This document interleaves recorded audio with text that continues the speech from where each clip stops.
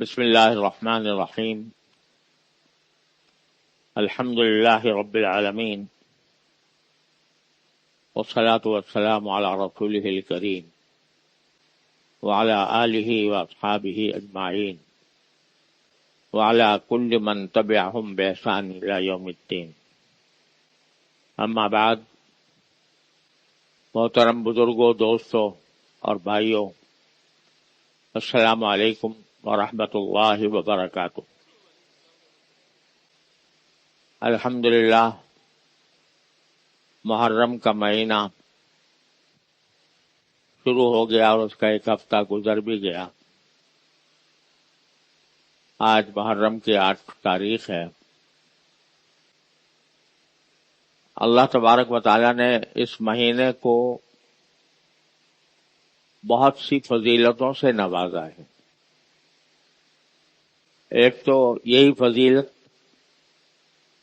کہ مسلمانوں کا جو ہجری تقویمی سال ہے وہ محرم سے شروع ہوتا ہے اور ذوالحجہ پر جا کر ختم ہوتا ہے. اور جیسا میں نے عرض کیا تھا کہ اللہ تعالیٰ نے 4 مہینے حرمت والے بنائے ہیں. اشہر محرم، اشہر حرم جن کو کہا جاتا ہے، اشہر حرم، حرمت والے مہینے. اس میں ذوالحجہ بھی ہے اور محرم بھی ہے. تو مسلمانوں کا سال محرم سے شروع ہوتا ہے جو خود شہر حرام ہے، اور ذوالحجہ پہ ختم ہوتا ہے. ذوالحجہ بھی شہر حرام ہے، حرمت والا مہینہ. اس مہینے کی حرمت چلی آ رہی ہے اس دن سے جب کہ اللہ تعالیٰ نے آسمان و زمین کو پیدا کیا، یوم خلق السماوات والارض.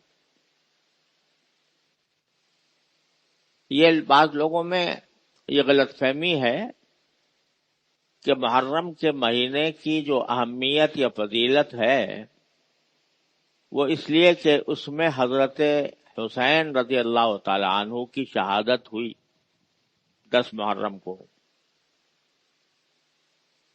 اور وہ ہماری تاریخ کا بہت ہی افسوسناک واقعہ ہے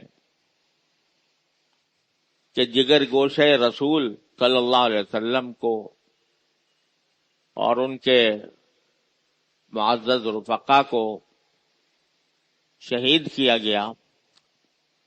بے شک یہ بڑا المناک اور افسوسناک واقعہ ہے، لیکن محرم کی فضیلت اور اس کا باعث احترام ہونا یہ اس وجہ سے نہیں ہے. البتہ حضرت حسین رضی اللہ تعالی عنہ کی یہ عظیم فضیلت ہے کہ ان کو اللہ تعالی نے شہادت کا مرتبہ، شہادت کا مقام عاشورہ کے دن 10 تاریخ کو عطا فرمائے. شہادت تو ہر وقت ہی ایک فضیلت کی چیز ہے، لیکن اللہ تبارک و تعالی نے اپنے رسول کریم صلی اللہ علیہ وسلم کے نواسے کو شہادت کا مقام بخشا 10 محرم کے عظیم دن میں. تو اس کی جو فضیلت ہے وہ شروع سے چلی آتی ہے. اور نبی کریم سرور عالم صلی اللہ علیہ وسلم سے ایک حدیث منقول ہے کہ نبی کریم صلی اللہ علیہ وسلم نے فرمایا کہ افضل الصیامی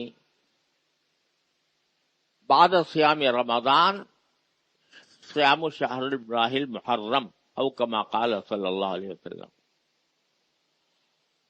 کہ رمضان کے مہینے کے بعد سب سے زیادہ افضل روزے محرم کے مہینے کے،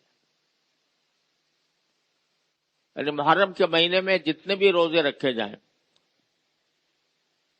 وہ رمضان کے روزوں کی فضیلت کے بعد سب سے زیادہ فضیلت والے روزے محرم کے مہینے کے. یہ رسول کریم صلی اللہ علیہ وسلم کا ارشاد صحیح سند سے موجود ہے. صحیح مسلم کے اندر یہ حدیث مروی ہے رسول کریم صلی اللہ علیہ وسلم. لہذا اس اعتبار سے اگر دیکھا جائے تو اللہ تبارک و تعالیٰ نے رمضان کے بعد دوسرا پورا مہینہ فضیلت والا وہ محرم مقرر کیا. اس سے پہلے بھی یہ بھی عرض کر چکا ہوں ذوالحجہ کے پہلے عشرے کے بارے میں کہ اس کے روزے بھی بہت بڑے فضیلت کے روزے ہیں، لیکن وہ 10 دن، بس 10 بھی نہیں بلکہ 9 دن. اور محرم کے بارے میں یہ فرمایا کہ پورا محرم اول سے لے کر آخر تک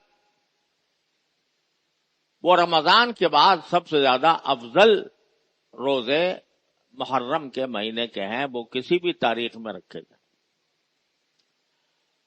اس اعتبار سے اللہ تعالیٰ نے رمضان کے بعد دوسرا فضیلت والا مہینہ محرم قرار دیا. یہ بھی اس محرم کا بڑا اعزاز ہے. اور اس سے پہلے یہ بات کئی بار میں عرض کر چکا ہوں کہ جو 4 مہینے حرمت والے ہیں ان میں ایک حکم تو منسوخ ہو گیا، اور وہ ہے کہ اس 4 مہینوں میں لڑائی منع تھی، جنگ نہیں ہو سکتی تھی، یہ تو ختم ہو گیا. لیکن اس بات پر سب کا اتفاق ہے کہ حرمت ان 4 مہینوں کی ابھی تک باقی ہے.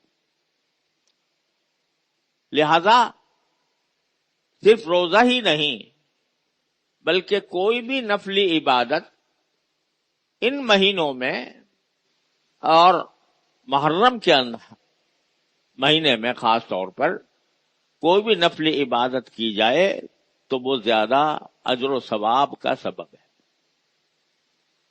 اجر و ثواب کی اس میں زیادہ امید ہے. یہ محرم کا پورا مہینے کی بات ہے. پھر اس میں خاص طور پر عاشورہ یعنی 10 محرم جو انشاءاللہ پرسوں آنے والا ہے اتوار کے دن، اس کی خصوصی فضیلت بیان فرمائی گئی. شروع میں تو جب تک رمضان کے روزے فرض نہیں ہوئے تھے تو عاشورہ کا روزہ مسلمانوں کے ذمے فرض تھا. اس وقت تک رمضان کے پورے مہینے کے روزے فرض نہیں ہوئے تھے، لیکن جب روزہ فرض کیا گیا شروع میں تو اس میں 10 محرم کے روزے کو فرض کیا گیا تھا. ہر مسلمان کے لیے ضروری تھا، جیسے نماز ضروری تھی اسی طرح عاشورہ کا روزہ رکھنا بھی ضروری تھا. بعد میں اللہ تبارک و تعالیٰ نے رمضان کو مقرر فرما دیا پورا مہینہ روزہ رکھنے کے لیے، تو عاشورہ کے روزے کی فرضیت تو منسوخ ہو گئی، یعنی اب عاشورہ کا روزہ رکھنا فرض نہیں ہے. لیکن اس کی فضیلت نبی کریم صلی اللہ علیہ وسلم نے بہت بیان فرمائی. چنانچہ ایک حدیث میں رسول کریم صلی اللہ علیہ وسلم کا ارشاد ہے کہ صیام یوم عاشوراء احتسب علی اللہ ان یکفر السنۃ التی قبلہ. عاشورہ کے دن کے روزے کے بارے میں مجھے اللہ تبارک و تعالیٰ کی رحمت سے یہ امید ہے کہ وہ پچھلے 1 سال کے گناہوں کا کفارہ ہو جاتا. یعنی عاشورہ کے دن اگر کوئی شخص روزہ رکھے تو پچھلے سال اس سے جو گناہ سرزد ہوئے ان کو اللہ تبارک و تعالیٰ معاف فرما دیتے ہیں. یہاں یہ بات بھی سمجھ لیجئے کہ جن جن اعمال کے بارے میں قرآن و حدیث میں یہ آیا ہے کہ فلاں عمل سے گناہ معاف ہو جاتے ہیں، فلاں عمل سے گناہ معاف ہو جاتے ہیں، مسجد کی طرف چلنے سے گناہ معاف ہو جاتے ہیں، وضو کے اندر اپنے اعضاء دھونے سے گناہ معاف ہو جاتے ہیں، اس سے مراد ہے گناہ صغیرہ، صغیرہ گناہ. کبیرہ گناہ بغیر توبہ کے نہیں ہوتے معاف. لہذا یہ سمجھنا کہ خوب گناہ کرتے جاؤ کرتے جاؤ کرتے جاؤ اور جب عاشورہ کا دن آئے گا تو ہم ایک روزہ رکھ لیں گے تو سب معاملہ صاف ہو جائے گا، یہ بہت بڑی سخت غلط فہمی ہے. کبیرہ گناہ وہ توبہ کے بغیر معاف نہیں ہوتے، اور حقوق العباد، بندوں کے حقوق، وہ جب تک بندہ معاف نہ کر دے یا اس کا حق ادا نہ کر دیا جائے اس وقت تک معاف نہیں ہوتا. لہذا بعض لوگ یہ سمجھتے ہیں کہ جو حدیثوں میں فضیلت آئی ہے کہ فلاں چیز سے گناہ معاف، فلاں چیز سے گناہ معاف، تو بس وہ کر لیں گے ہم اور گناہ ہم کرتے جائیں گے اور بعد میں اللہ بچائے ان اعمال سے ہمارے گناہ معاف ہو جائیں گے. یہ خیال بالکل غلط اور شیطانی خیال ہے. گناہ صغیرہ بے شک معاف ہو جاتے ہیں، لیکن اگر کسی شخص کے گناہ صغیرہ کم ہوں یا پہلے ہی معاف ہو چکے ہوں، جیسے حدیث میں آتا ہے کہ جب آدمی 5 وقت نماز کے لیے جاتا ہے، وضو کرتا ہے تو اس کے ہاتھ کے گناہ معاف ہو گئے، چہرے کے گناہ معاف ہو گئے، پاؤں کے گناہ معاف ہو گئے، جب چلا مسجد کی طرف ہر قدم پر اس کے گناہ معاف ہو رہے ہیں. تو اس طرح صغائر تو اس طرح معاف ہوتے رہتے ہیں. لہذا اگر کسی کے صغائر پہلے ہی معاف ہو چکے اور پھر وہ عاشورہ کا روزہ رکھتا ہے، پھر کیا ہوگا؟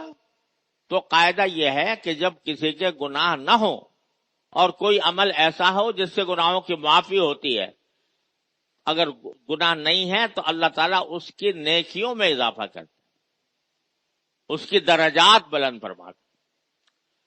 لہذا عاشورہ کا روزہ یہ تمام صغیرہ گناہوں کی معافی کا ذریعہ ہے، اور اگر کسی کے نہ ہو تو اس کی نیکیوں میں اضافے کا، اس کے ثواب اور اجر میں اضافے کا ذریعہ. اس لیے اس روزے کی اہمیت. اور یہ بھی ایک بات آپ کو عرض کر چکا ہوں کہ ایک زمانے میں تو فرض تھا اس کا، اب اگرچہ فرض نہیں رہا لیکن مستحب ہے، اور مستحب ہونے کی وجہ سے اس کا اہتمام کرنا چاہیے. ساتھ ہی رسول کریم صلی اللہ علیہ وسلم نے ایک بات اور فرمائی. یہ عاشورہ کا روزہ، 10 محرم کا روزہ، رسول کریم صلی اللہ علیہ وسلم جب مدینہ منورہ تشریف لائے تو آپ نے دیکھا کہ یہودی بھی عاشورہ کے دن روزہ رکھتے ہیں. ان سے پوچھا گیا کہ بھئی تم کیوں روزہ رکھتے ہو؟ تو انہوں نے جواب میں کہا کہ آج وہ دن ہے جس میں اللہ تعالیٰ نے بنی اسرائیل کو فرعون سے نجات دی تھی. یعنی جس دن فرعون غرق ہوا تھا اور بنو اسرائیل سمندر پار کر کے صحرا سینا میں داخل ہو گئے تھے، یہ وہ دن ہے. لہذا ہم اس کی خوشی مناتے ہیں، اور خوشی منانے کی وجہ سے ہم اس دن روزہ رکھتے ہیں. تو یہ رسول کریم صلی اللہ علیہ وسلم فرمایا بھائی ہم تو اور زیادہ حقدار ہیں اس بات کے اس دن روزہ رکھیں، تو آپ نے روزہ رکھنے کا بھی حکم دیا. لیکن اپنی وفات سے 1 سال پہلے آپ نے یہ فرمایا کہ چونکہ اس دن یہودی بھی روزہ رکھتے ہیں اور تم بھی روزہ رکھتے ہو، تو یہودیوں کے ساتھ ایک مشابہت پیدا ہو رہی ہے. یہودی روزہ رکھتے ہیں اور ہم بھی روزہ رکھ رہے ہیں، تو ایک مشابہت پیدا ہو رہی ہے. لہذا اس مشابہت سے بچنے کے لیے تمہیں چاہیے کہ 1 دن پہلے یا 1 دن بعد بھی روزہ رکھو. صرف عاشورہ پر اکتفا نہ کرو، بلکہ 1 دن پہلے بھی رکھو اور یا 1 دن بعد بھی رکھو، تاکہ یہودیوں سے مشابہت پیدا نہ ہو. یہ آپ نے فرمایا. اور بعض روایات میں یہ بھی ہے کہ آپ نے یہ فرمایا کہ اگر اگلے سال میں زندہ رہا تو میں محرم کے 10 تاریخ کے ساتھ 9 तारीख का या 11 तारीख का रोजा भी रखूंगा। लिहाजा फुक़हाए किराम ने यह फरमाया कि जब आदमी कोई आशूरा का रोजा रखना चाहे तो उसके लिए मुस्तहब है कि वो 9 का भी रोजा रखे या 11 का भी रखे। 9 का रखना ज्यादा हजरात ने तरजीह दिए 9 तारीख को, और बाद ने कहा 11 का भी रख ले तो भी कोई रज नहीं।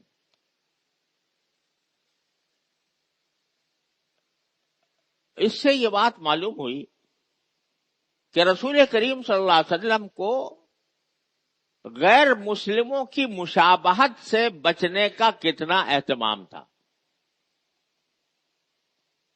अब रोजा तो कोई इबादत ही है ना, कोई गुनाह का काम तो है नहीं, बुरा काम तो है नहीं, इबादत है। उस इबादत के अंदर भी आपने ये मुनासिब नहीं समझा, गवारा नहीं फरमाया कि हमारी वो इबादत यहूदियों की इबादत के मुताबिक हो जाए, उसके मुशाबे हो जाए। इससे पता चला कि एक मुसलमान के लिए गैर मुस्लिम की मुशाबहत इख्तियार करना कितनी बुरी बात है। जब इबादत में मुशाबहत नहीं है तो और कामों में, अपने लिबास में, अपनी पोशाक में, अपने चाल ढाल में, अपने तरीके जिंदगी में उनकी मुशाबहत इख्तियार करना, जो कि ये अंग्रेज ऐसा करते हैं चलो हम भी ऐसा करेंगे, ये कितनी बुरी बात है। और अफसोस है कि हमारी पूरी कौम जो है वो इसमें मुब्तला हो गई है कि गैरों के का लिबास, गैरों का रंग ढंग, गैरों के तरीके हमने अपनी सारी जिंदगी में इख्तियार कर लिया। यहां तक कि लिबास से किसी आदमी का यह पता चलाना मुश्किल होता है कि यह मुसलमान है या गैर मुस्लिम। वही लिबास है, वही अंदाज है, वही तरीके हैं जो गैर मुस्लिमों के हैं, वो हमने इख्तियार कर रखे हैं। रसूल करीम सल्लल्लाहु अलैहि वसल्लम ने कदम कदम पर इस बात का लिहाज रखा कि मुसलमान देखते ही नजर आए कि ये मुसलमान है। अपने लिबास से, अपनी पोशाक से, अपनी चाल ढाल से, अपने अंदाज से, अपने किरदार से वो पता चले कि मुसलमान है। और गैर मुस्लिमों के तरीके इख्तियार करने से आपको इतना एहतमाम था कि रोजे में भी उनकी मुशाबहत बर्दाश्त नहीं की। लिहाजा फुक़हाए किराम ने फरमाया कि 10वें मुहर्रम को रोजा रखना तो है ही फजीलत की चीज, उसके साथ 9वीं तारीख को या 11वीं तारीख को मिलाना चाहिए। यानी ये 9 और 10 को रखो या 10 और 11 को रखो। अकेला तन्हा आशूरा के रोजा रखने को बाज़ फुक़हा ने मकरूह कहा है, लेकिन इस मकरूह से मुराद मकरूह तंज़ीही है, मकरूह तहरीमी नहीं है। अगर कोई तन्हा आशूरे का रोजा रखे तो इंशाअल्लाह कोई गुनाह नहीं होगा और सवाब मिलेगा। और खास तौर पे इसलिए भी कि अब ऐसा नहीं है कि आशूरा के दिन यहूदी भी रोजा रखते हो, तो जिस वजह से आपने बात फरमाई थी वो वजह मौजूद नहीं है। लिहाजा, लेकिन चूंकि आपने फरमाया था कि जो आशूरा के साथ आशूरा का रोजा रखे तो एक दिन पहले भी रखे, एक दिन पहले रखे या एक दिन बाद रखे, तो इसलिए ऐसा करना ज्यादा मुस्तहब है और मुसलमानों को इसका एहतमाम करना चाहिए। लेकिन अगर कोई नहीं रखता और सिर्फ आशूरा ही का रोजा रख लेता है तो उसको नाजायज नहीं कहेंगे। ये नहीं कहेंगे कि सिर्फ आशूरा का रोजा रखने से वो गुनाह का मुर्तकिब हो गया। अगर और नहीं रखता तो कम से कम आशूरा का तो रख ही ले, तो इंशाअल्लाह उसको अजर और सवाब हासिल होगा। इस आशूरा के दिन में ایک چیز اور بعض احادیث میں منقول ہے، اس کی سند پر بعض حضرات نے کلام کیا ہے، وہ یہ ہے کہ رسول کریم صلی اللہ علیہ وسلم سے یہ بات مروی ہے، آپ سے منقول ہے کہ آپ نے یہ فرمایا کہ عاشورہ کے دن اگر کوئی شخص اپنے اہل و عیال پر کھانے میں رزق میں وسعت کرے تو انشاءاللہ اللہ تبارک و تعالیٰ اس کے سارے سال اس کے رزق میں وسعت فرمائیں۔ کیا مانا کہ عاشورہ کے دن اپنے اہل و عیال کے لیے جو کھانا بنائے وہ ذرا وسعت سے بنائے، عام دنوں کے مقابلے میں زیادہ کمن اور کیفن، یعنی کچھ اس کی مقدار بھی زیادہ ہو اور کیفیت بھی زیادہ ہو۔ عام دنوں میں دال روٹی پکاتا ہے تو اس دن اگر اللہ تعالیٰ وسعت دے تو اس دن وہ پلاؤ پکا لے مثلا۔ تو عاشورہ کے دن اگر کوئی شخص اپنے عیال کے لیے کھانے میں وسعت کرے تو اللہ تعالیٰ اس کے سارے سال انشاءاللہ وسعت کرے۔ یہ حدیث روایت ہے نبی کریم صلی اللہ علیہ وسلم سے، اگرچہ اس کی سند اتنی زیادہ مضبوط نہیں ہے، لیکن جو چیز نبی کریم صلی اللہ علیہ وسلم کے ساتھ کوئی نسبت رکھتی ہو تو یہ امت محمدیہ علیہ صاحب الصلوۃ والسلام اس کو اپنانے کو بڑا غنیمت سمجھتے، لہذا بزرگوں کا یہ معمول رہا ہے کہ عاشورہ کے دن کھانے میں ذرا وسعت اختیار کرتے ہیں۔ اور یہ جو مشہور ہے نا کھچڑا، کہ محرم کے دنوں میں کھچڑا بناتے ہیں، اس کو قوم نے تو ایسا سمجھ لیا جیسے کہ ایک لازمی حصہ ہے عاشورہ کا، روزہ رکھے نہ رکھے، دعا مانگے نہ مانگے، نماز پڑھے نہ پڑھے، کھچڑا ضرور بنے گا، وہ تو ایسا لازمی کر لیا۔ تو اس کھچڑے کی تو کوئی حقیقت ہے نہیں، لیکن یہ سنا ہے میں نے بعض بزرگوں سے کہ چونکہ رسول کریم صلی اللہ علیہ وسلم نے یہ فرمایا تھا کہ وسعت کرنا اچھی بات ہے، اس حدیث میں یہ بات ہے، تو لوگوں نے دیکھا کہ کھچڑا ایک ایسی چیز ہے اس میں بہت ساری اجناس جمع ہو جاتی ہیں، اس میں گندم بھی آ گیا، اس میں جو بھی آ گیا، اس میں مکئی بھی آ گئی، اس میں کچھ تھوڑا سا گوشت بھی آ گیا، بہت ساری اجناس جمع ہو گئی، تو یہ وہ کھانا ایسا بن گیا جس میں وسعت ہو گئی۔ کسی نے اس طرح شروع کیا ہوگا واللہ عالم، لیکن اب قوم نے ایسا بنا لیا کہ کھچڑا نہ ہوا تو محرم ہی نہ ہوا، عاشورہ ہی نہ ہوا۔ ایسی چیز جس کو جو کہ احادیث سے ثابت نہ ہو، قرآن سے ثابت نہ ہو، اس کو لازمی سمجھ لینا، یہ بدعت اسی کا نام۔ تو یہ اس کو لازمی سمجھنا بدعت ہے، ناجائز ہے۔ ہاں لازمی نہ سمجھے کوئی شخص اور بنا لے تو وہ جانے، اس میں کوئی گناہ بھی نہیں، لیکن لازمی سمجھ کر بنانا یہ بدعت ہے اور گناہ ہے۔ اب عاشورہ کے اندر جیسا میں نے شروع میں عرض کیا تھا، تاریخ کا یہ المناک واقعہ بھی پیش آیا کہ نبی کریم سرورت عالم صلی اللہ علیہ وسلم کے جگر گوشے، نواسۂ رسول اور نبی کریم سرورت عالم صلی اللہ علیہ وسلم کے ارشاد کے مطابق ریحانۃ الجنہ، جنت کے ریحان حضرت حسین رضی اللہ تعالیٰ عنہ، حسین ابن علی ابن ابی طالب رضی اللہ تعالیٰ عنہ شہید ہوئے۔ تو اس لحاظ سے تاریخی اعتبار سے عاشورہ کی ایک اور اہمیت اس میں قائم ہو گئی، لیکن اتنا ہی جب کوئی شہید ہو تو شہادت کے مقام پر کوئی شخص پہنچے تو یہ اس کے لیے بہت بڑا اعزاز و اکرام ہے. شہادت کا مقام اتنا بڑا اعلیٰ ہے کہ کوئی دوسرا مقام اس کی ہمسری نہیں کر سکتا. لیکن ہمارے دین نے ہمیں یہ سکھایا، قرآن کریم نے بھی اور نبی کریم سرورت عالم صلی اللہ علیہ وسلم کی احادیث نے بھی،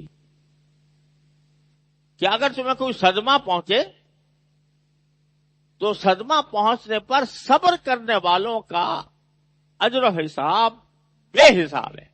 اجر و ثواب انما یوفی الصابرون اجرهم بغیر حساب.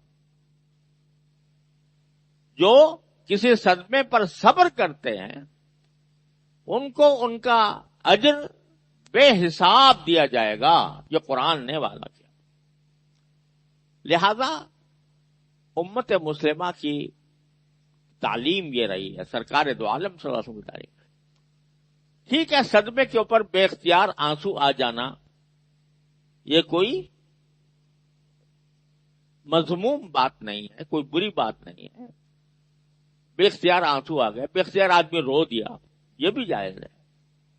لیکن بابیلا کرنا، ماتم کرنا، اپنے کپڑے پھاڑنا، اپنے بال نوچنا، یہ نوحہ، اس کو رسول کریم صلی اللہ علیہ وسلم نے صریح الفاظ میں منع فرمایا.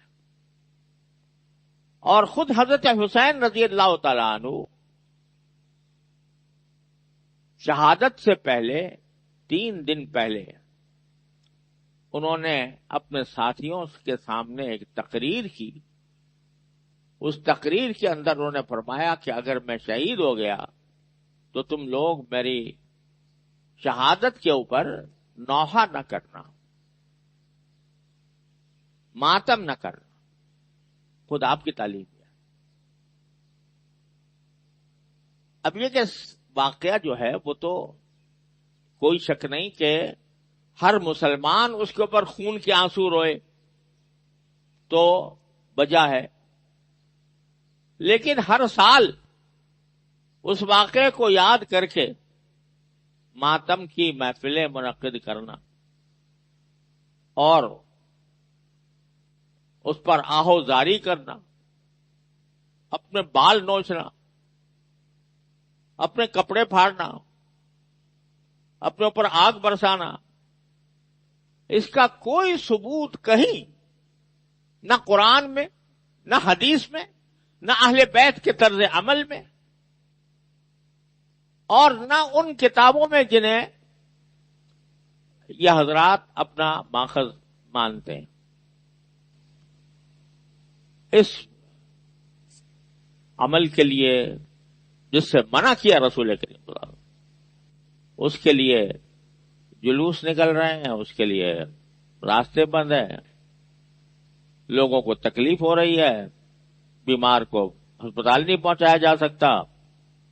یہ ساری باتیں ہو رہی ہیں اور دین کے نام پر ہو رہی.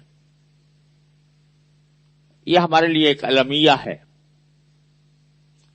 لیکن جس طرح ہم کسی کی شہادت پر صبر کی تلقین کرتے ہیں تو احکام شریعت کی جو یہ ناقدری ہو رہی ہے اس پر بھی ہم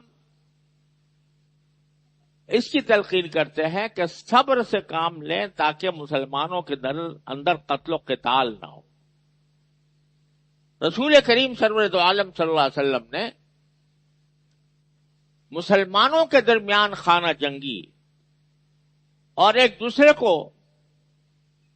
قتل کرنے کے اقدامات، اس کو کسی قیمت پر برداشت نہیں کیا. لہذا جو لوگ یہ کر رہے ہیں وہ اپنے عمل کے ذمہ دار ہیں. ہمیں اس سے تکلیف بے شک ہوتی ہے. تکلیف 2 وجہ سے ہوتی ہے. ایک اس وجہ سے ہوتی ہے کہ شریعت کے خلاف کھلا کارروائیاں ہو رہی ہیں. دوسرے اس وجہ سے ہوتی ہے کہ اس غلط طرز عمل کی وجہ سے لوگوں کو سخت تکلیفیں لوگ سخت تکلیفوں میں مبتلا ہیں، لیکن اس تکلیف پر ہم صبر کرتے ہیں، اس لیے سے صبر کرتے ہیں کہ قتل و قتال اور آپس میں ایک دوسرے کی گردن مارنا، ایک دوسرے کے اوپر حملے کرنا، یہ ہمارے دین نے نہیں سکھایا،